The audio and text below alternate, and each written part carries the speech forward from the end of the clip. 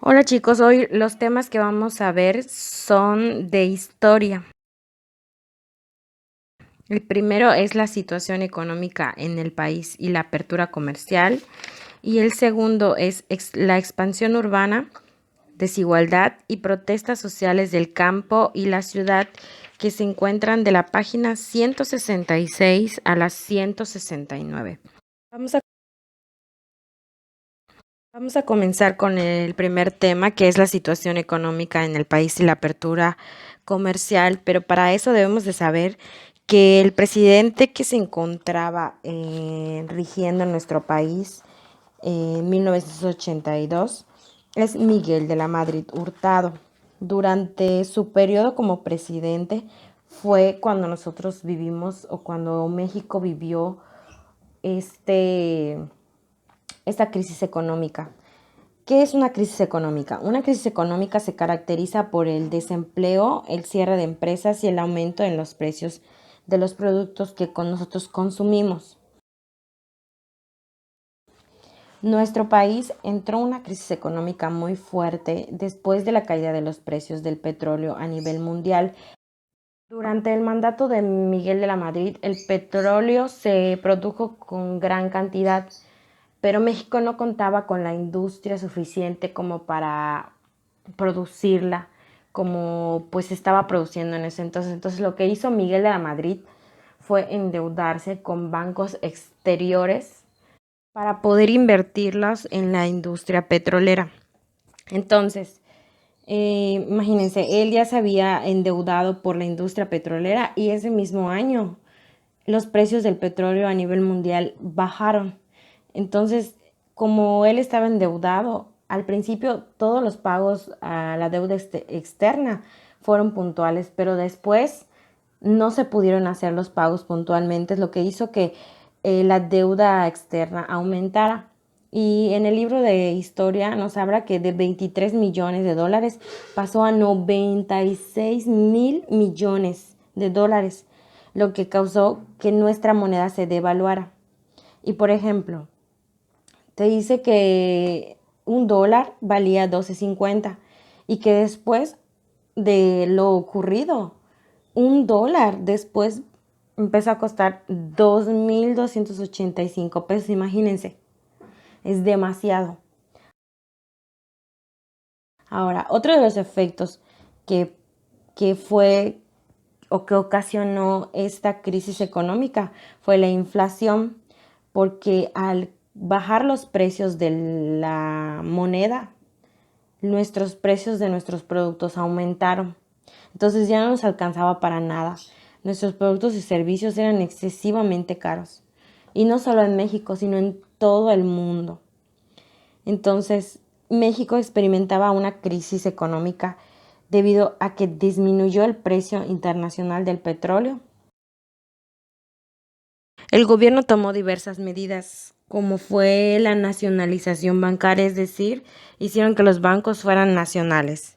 Ya no le pertenecían a los banqueros, sino ya eran de la nación. También se pusieron a la venta las empresas del Estado, es decir, todas las empresas que estaban en el Estado, que eran propiedad de México, se empezaron a vender a los distintos países. Con estas acciones, la economía de México fue tomando un nuevo rumbo y se fue integrando a la globalización. Esto fue con la firma del acuerdo que hizo el presidente Carlos Salinas de Gortari, que su mandato de él fue de 1988 a 1994, que él firmó el Tratado de Libre Comercio de América del Norte. En este Tratado de Libre Comercio de América del Norte entraba Estados Unidos y Canadá, que entró en vigor en 1994. Además del Tratado de Libre Comercio, México ha firmado Tratado de Libre Comercio con la Unión Europea, así como países como Chile, Guatemala, Venezuela, Colombia, Bolivia, Israel y Japón. Lo que se pretendía con este acuerdo era que México pudiera venderle a otros países y que por lo mismo pudiera adquirir eh, productos a menor costo. Una de las ventajas que tuvo este tratado es que aumentó la venta de algunos productos como las de origen agropecuario y las industriales. Sin embargo, la parte de las manufacturas y de los agricultores nacionales quedaron en desventaja porque pues en las partes del mundo, en otras partes del mundo, estas áreas eran mucho más baratas que las de México. Debido a esto, la población mexicana estaba pasando por una pérdida del poder adquisitivo de los salarios, es decir, ya no ganaban como antes y por lo tanto ya no podían adquirir o comprar algunos de los productos que antes estaban a su alcance. Debemos de saber que la población mexicana se ha concentrado en zonas urbanas en su mayoría, lo que hizo que estas crecieran de manera acelerada, aumentando los asentamientos irregulares. Y recuerden que ellos estaban en protesta siempre por recibir los servicios públicos, porque ellos no tenían agua potable, no tenían luz, no tenían servicios de salud. Entonces todo el tiempo estaban en protestas sociales para que ellos pudieran recibir todos estos servicios. Aparte de que no tenían una vivienda adecuada para estar y no tenían una fuente de trabajo, provocó que mucha gente empezara a emigrar buscando mejores condiciones de vida. Sin embargo, la mayoría de las personas no lograron mejorar su nivel de vida y se sumaron a la marginación en la que viven muchos habitantes de las ciudades. Recuerden que México históricamente es caracterizado por las desigualdades sociales y económicas en las que se encuentra la población. Pues muchas de ellas no reciben todas los servicios públicos que México nos brinda, como por ejemplo la educación, la vivienda, la salud, los empleos bien remunerados y los servicios públicos. Aunque también gran parte de la población rural vive en desventaja frente a los dueños de comercios, de tierras, maquinaria y productos para sembrar.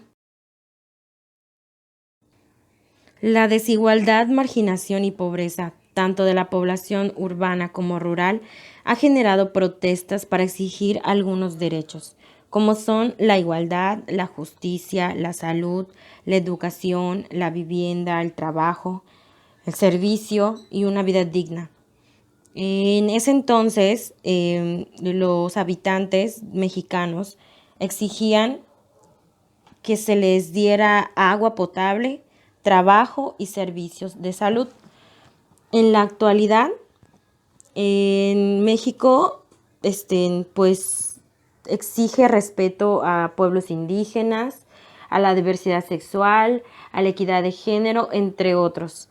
También exige también mejores condiciones de trabajo, igualdad de derechos, acciones más energéticas en contra de la violación y crímenes, porque también recordemos que muchas de las personas que vivieron en ese tiempo y hasta en la actualidad viven mucha discriminación, sobre todo la gente indígena, las mujeres y los niños que ven violencia y maltrato intrafamiliar. Entonces también estas son tipo de protestas que en la actualidad los mexicanos estamos tratando de impulsar para que haya un cambio en nuestra población. Bueno chicos, con esto nos podemos dar cuenta que la situación económica que nuestro país esté pasando, ya sea buena o mala, nos afecta a nosotros los mexicanos. Con esto terminamos el día de hoy. Espero se estén cuidando. Les mando un saludo y abrazo virtual. Los extraña mucho su maestra.